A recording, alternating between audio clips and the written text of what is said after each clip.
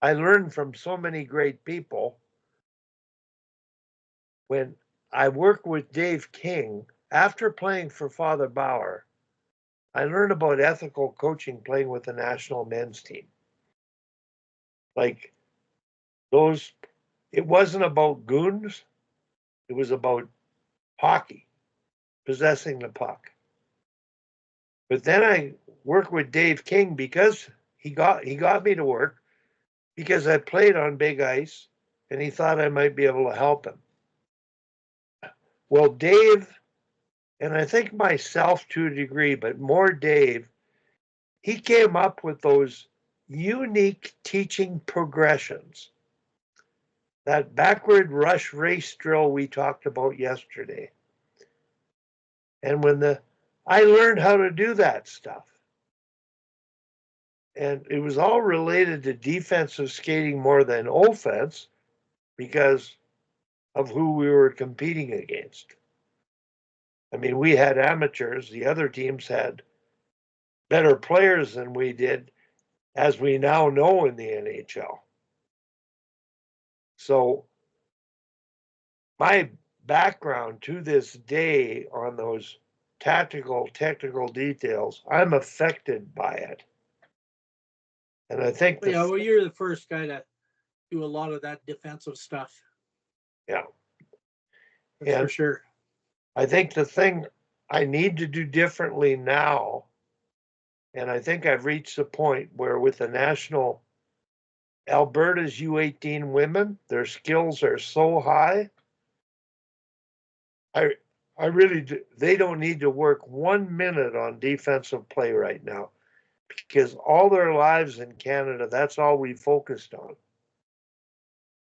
You think Defensive, we focus on that still? I don't see that when I watch practices. What I see is people working on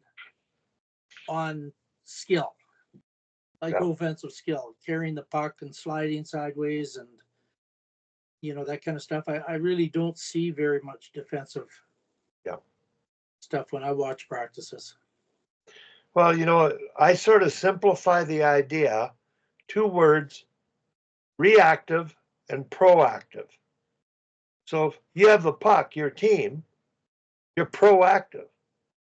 You're creating time and space. You're supporting it. But when you're defending, you're reacting to what the offense is doing and taking away time and space. That requires a different skill set and a different mindset. So, we talk about 200-foot hockey, and I think that's something that elite players really begin to understand. And you've heard the line, well, they're 200-foot players. And I think it's defensive hockey at least at the NHL level. I think it's pretty damn good. Watching the playoffs this year, boy, they've taken D zone coverage to another level, and the game's so advanced offensively, and they've had to defend a game that I never saw played before. Well, So they're getting better. McDavid couldn't go through everybody in the last few series. Great You point. know, like Great. like playing Calgary, that Hanifin just got eaten alive by McDavid all the time. That playoff series they played 2 years ago or whatever. Yeah. Like he's a great skater, but couldn't handle him. But you watch Florida and I think Dallas too. They they just there was one guy in Dallas who was unbelievable. He just handled him like nothing. So what did And he do, Tom? Was it a team thing or an individual no, thing? I'm talking about individual because McDavid ends up, one on one on people. Yeah. Like he made that incredible goal where it slid sideways on the finish D, but full ice and all that, he wasn't just burning guys. Yeah. And the defensive, it was basically defensive one on one, and playing them really well. And I don't know, maybe they did what you talked about, being the shoulder in the middle of the body instead on the outside and all this kind of stuff. But it was incredible how well the defenders played against him, because I've seen him just eat people alive. Yeah. Because he's so fast. See, I'm trying to wear my coaching hat and say, what did they do? I think they took away space in the neutral zone so he couldn't build up speed.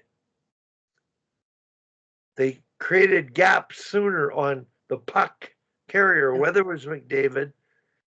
So there weren't any, he didn't have a chance to build up speed and do that linear crossover to take advantage of it, where the defense were literally crossing their feet backing up. So the concept. Yeah, well, I think you're right. They played their gaps instead of standing there. Like TJ says, you never stand still. If you're in the neutral zone and you gotta, too big, you're too far ahead of the play. Yeah. You kind of zigzag turn so that you got speed when they come. You don't want to be standing flat-footed. Yeah.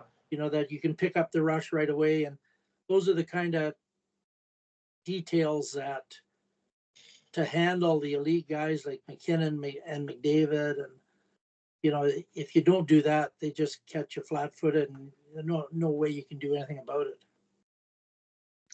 Tom, one last question before I cut off here.